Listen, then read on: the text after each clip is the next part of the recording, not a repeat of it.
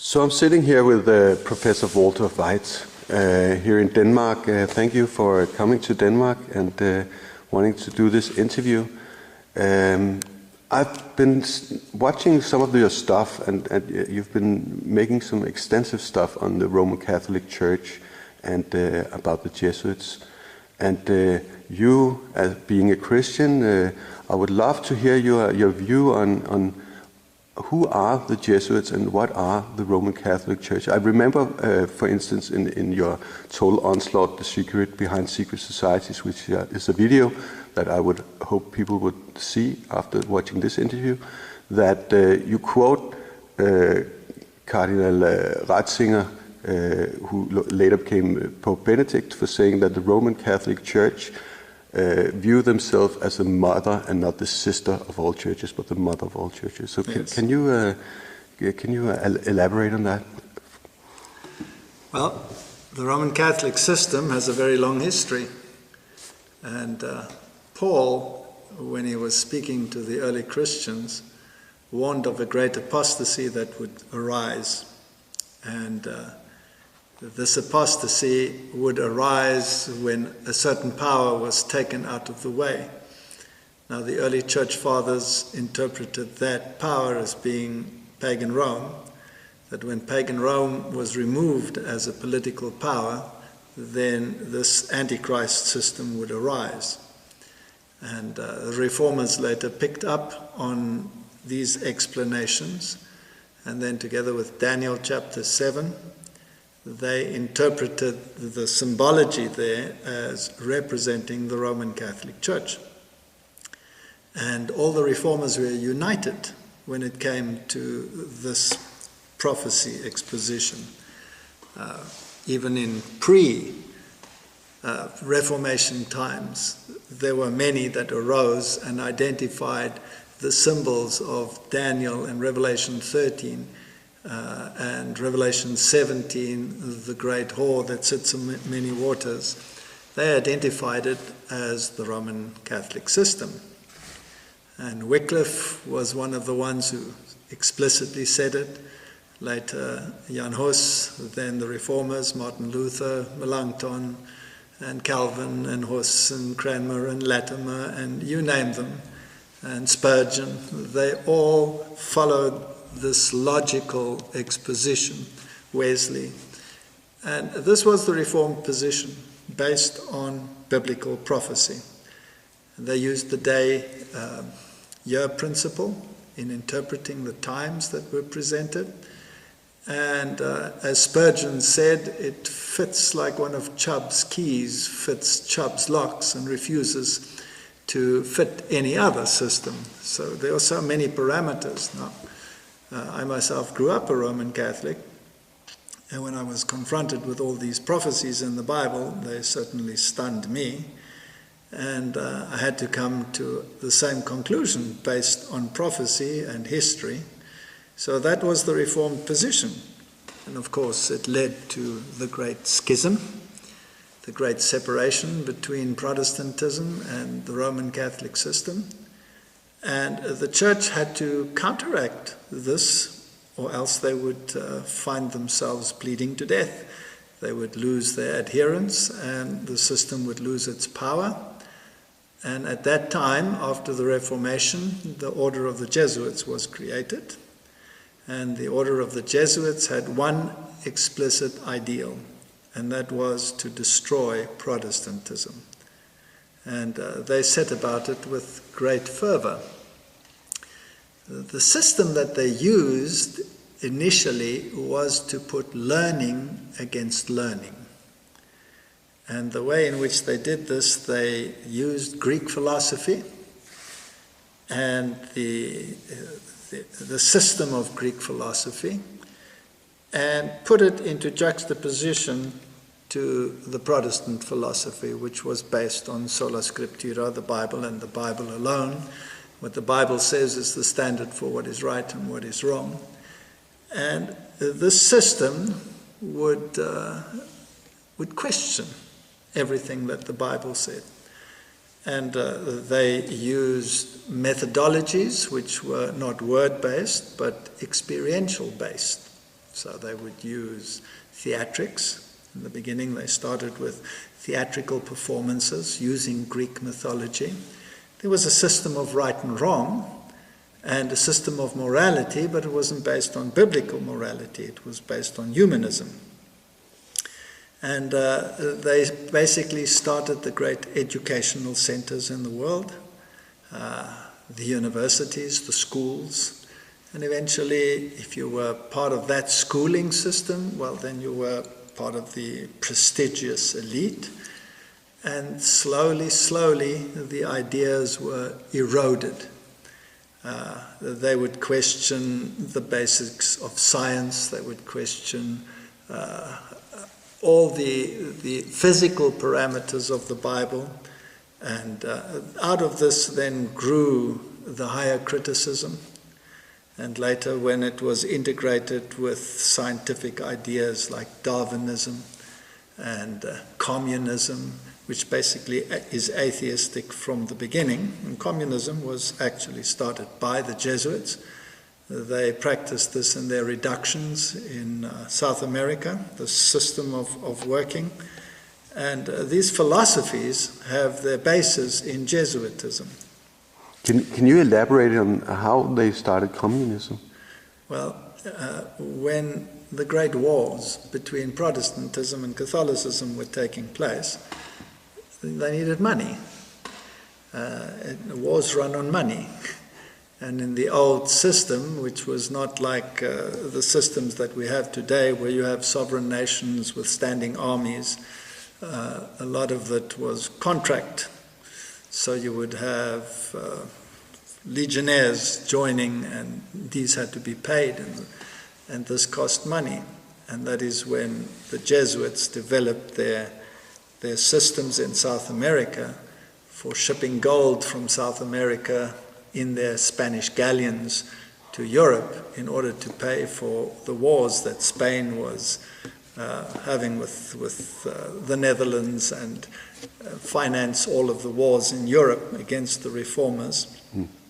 And the history is actually quite fascinating, because the Protestants would have pirate systems to try and pirate these ships and confiscate the money and turn it against them. And it was very interesting how they operated.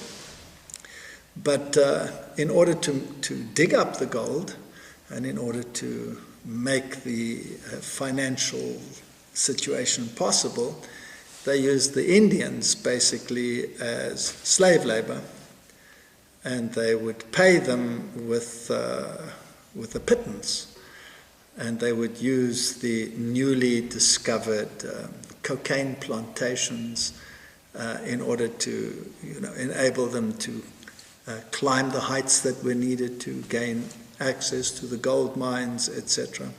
And there they developed this system of using the populace to work basically for the state, which was the Jesuit order, which controlled the governments that were being established. And this is how they developed it. Do you still think that they are controlling governments? Well, if you just do a little bit of a search and find out who are the great speechwriters of the presidents of the world, you will find many a Jesuit in those ranks. And if you look at the political intrigues in the world, there is no doubt that the Jesuits are highly influential in running the affairs of state. So to this day, that is one of their methods. So when they started introducing the system of learning against learning, they would erode the Bible. And then the system of higher criticism, which would question, let's say, the relevance of the biblical flood, and whether it was real or whether it was not. They would then pit science against it, or so-called science, and state that there couldn't have been a universal flood. Therefore, any reference to a universal flood must be based on mythology. And even down to the New Testament, where Jesus would say, and the flood came and took them all away. Well, that must be an allegory or ignorance or whatever. And so confidence in the Bible was eroded.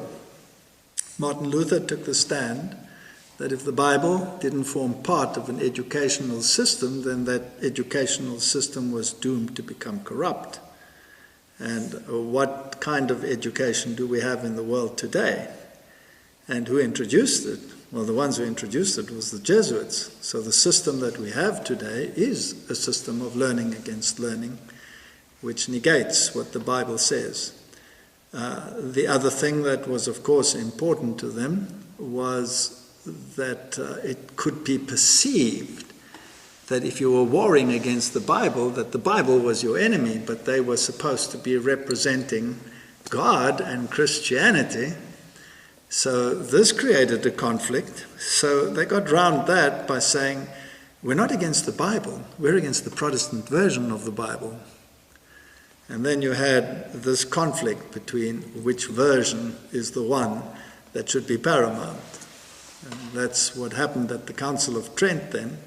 They condemned the Protestant version, which was based on the received text, and claimed that the Vulgate, which was not based on the received text, was the correct version of the Bible.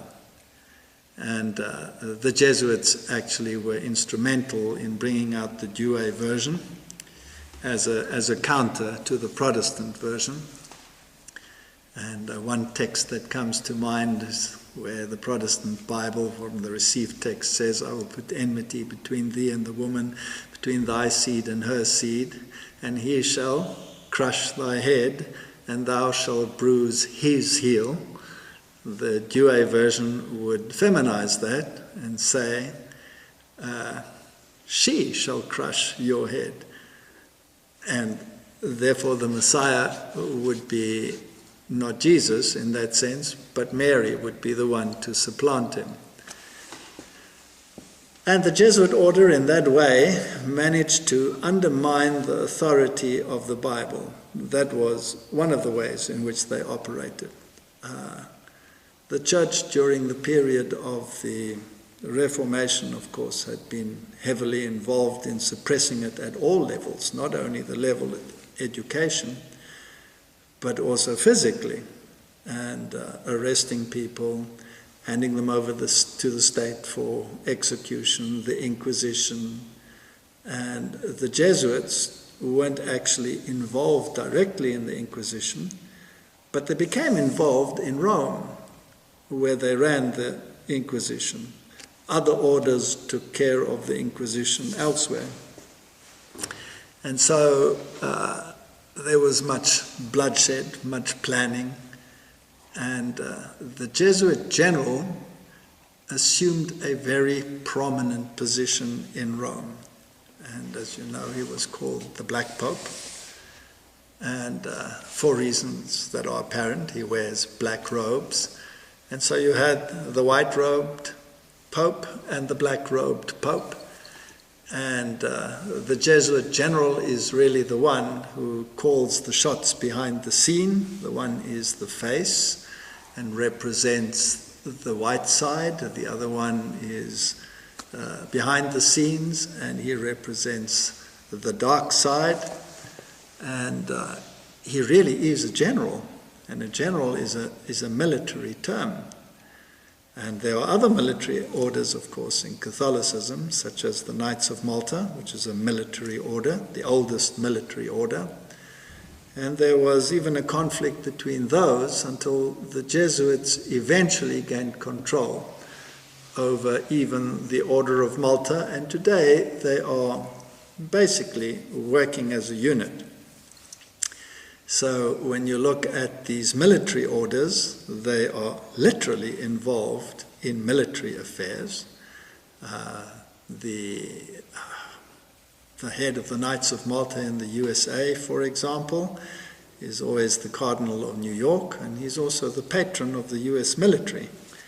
And as you know, that when you have these political gatherings, then they have the red affair where the political entities from different parties come together and they're associated with this cardinal. So the church is very much involved in politics.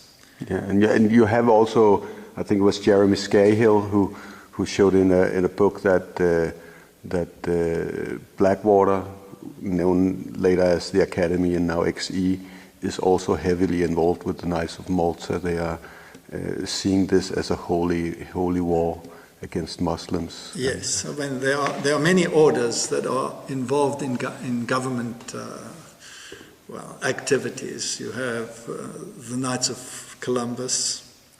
You have the orders that we've already spoken about, the Jesuits, which of course run many major universities in the United States and elsewhere in the world. Georgetown University being one of them.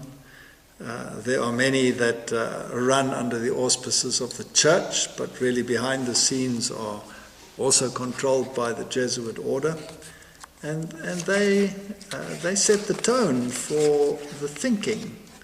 And many presidents and children of presidents are educated in these institutions, Bill Clinton being a case in point, and even Donald Trump has some of his children educated at Georgetown University. Okay. So yes, they're very heavily involved. We have, now you're talking about that is the right, that there's Jesus and there is Mary in Roman Catholicism, and in Conspiracies, or Conspiration, which is the magazine that we are publishing, we have had a 3-part article about the conspiracies behind Christianity, and focused on the Roman Catholic Church and how it developed out of that. In this latest magazine, we have an article about Jesus not being a real historic figure, but being something that has been built out as, and you talked about that also on Greek mythology. Yes. And astrological symbols. So what is your view on Jesus? Is he a historical person, or is he built on old mythologies? Well, there is no doubt that Jesus is a historical person. There's an abundance of archaeological evidence. There are many writers, ancient historians, who make reference to it. The Talmud makes reference to Jesus as a historic person with much animosity, as you can imagine. Josephus writes about the events around about the crucifixion and all of those events. And there have been archaeological finds of even the people associated with him, Pontius Pilate and all of these. And the records of the biblical events have been well collaborated by history. So I have no doubt that Jesus was a historic figure. The difference between the mythological messiahs of the past, you can go all the way back to Babylon, where you have the system of Nimrod, who was apparently reprimanded, cut apart, sent apart, then ascended to the sun, became part of the sun, impregnated his virgin Semiramis, and was born as Tammuz. So you have the mother, child, and the father figure. You have those in ancient Babylon. You take them through to Egypt. You find them in the Greek mythology. You find them in the Roman mythology. They just change their names. And there are many attributes which are similar. There's a victim.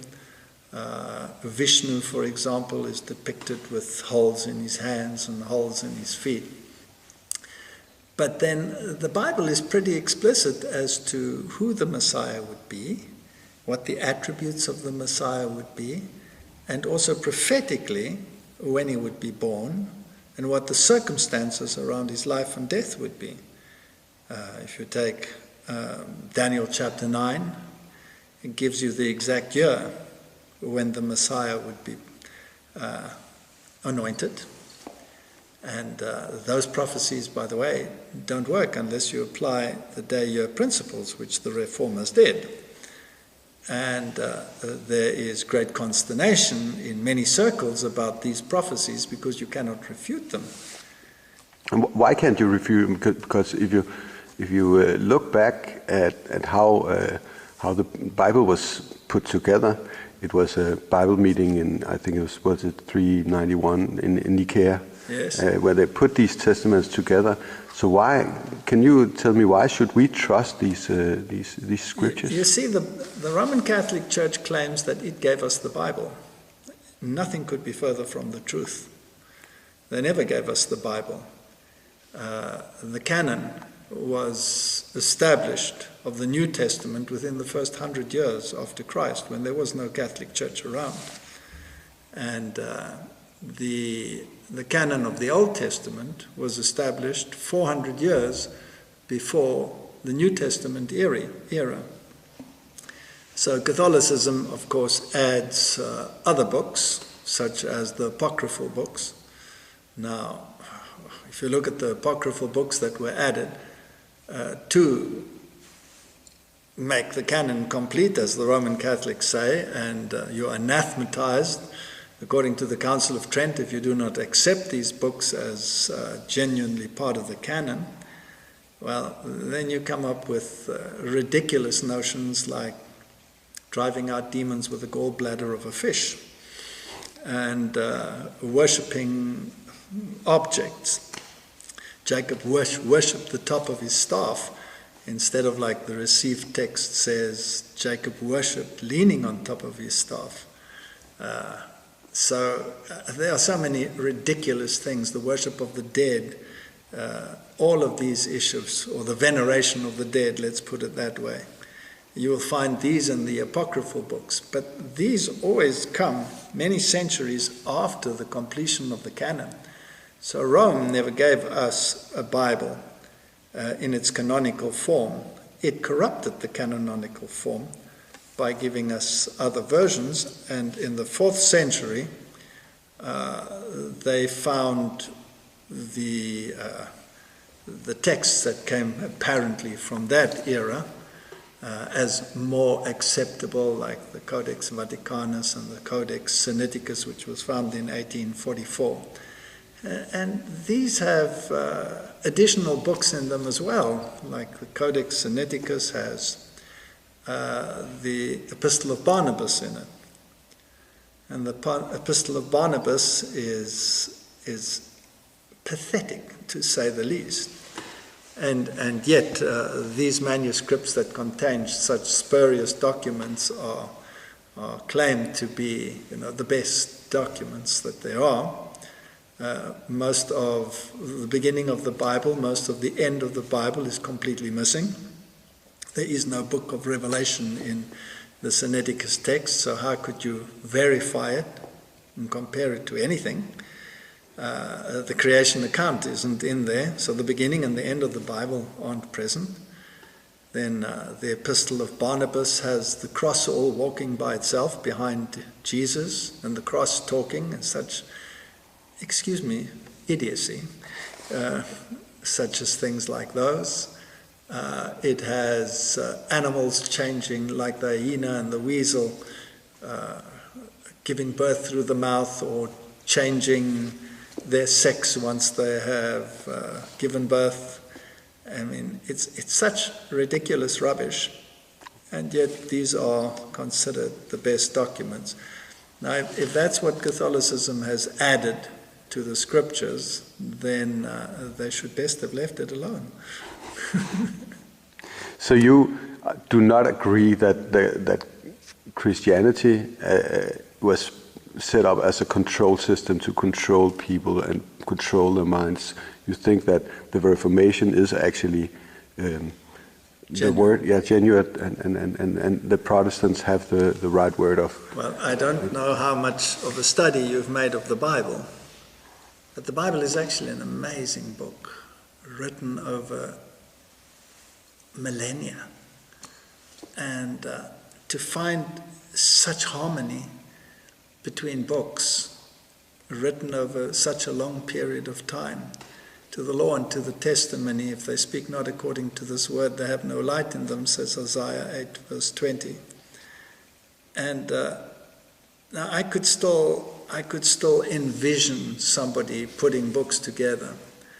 But to put a book together that has historical data that is being corroborated by archaeology, even in the face of great opposition and even ridicule, to come up trumps every time, mentioning certain cities which the critics would say didn't even exist, and then they find them, mentioning the names and the period of reign of certain kings that the critics say never existed, and then they find them archaeologically. Not only that, but the prophetic scenario, and provably written hundreds, many, many years in advance of the actual events. History written in advance to such an extent of accuracy, that must boggle the mind of many people. Then you have typology, where you have typological prophecy written into the stories of people's lives. I don't think the human mind is capable even of putting something like that together. It takes years and years of study to unravel it. I've read many, many books, and I've read many occult books and so-called channeled books, which are considered by humanity as, the ultimate in knowledge. And compared to the Bible, they are like garbage. There is no doubt that there is a divine aspect associated with the scriptures. And then the fact that you are prepared to give your life for the changes which it brings about. And not only your mental change, but your understanding, but also in terms of your moral change. That it can change a person from being morally questionable at the least and base at the worst to someone who strives towards a higher morality. That is something which is unique about the Bible. And then the fact that people were prepared to give their lives for what they had discovered. How many reformers died? How many people in the Reformation era were prepared to die rather than to give up what they had found? And if you go to the pre-Reformation era, the Waldensians, the Albigensians, the Hussites, weren't they all prepared to sacrifice their lives for this truth? And even today, you find people that are willing to sacrifice their lives for this great truth that they have found. Because it's not only what you find written in black and white, it's what it does to the heart that is important. And to me, who was an atheist, it is incredible that I could have been so ridiculously foolish as to believe that there is no God. So, yes, I believe what the Bible says, and by the grace of God, I would be willing to give up my life if it came to that.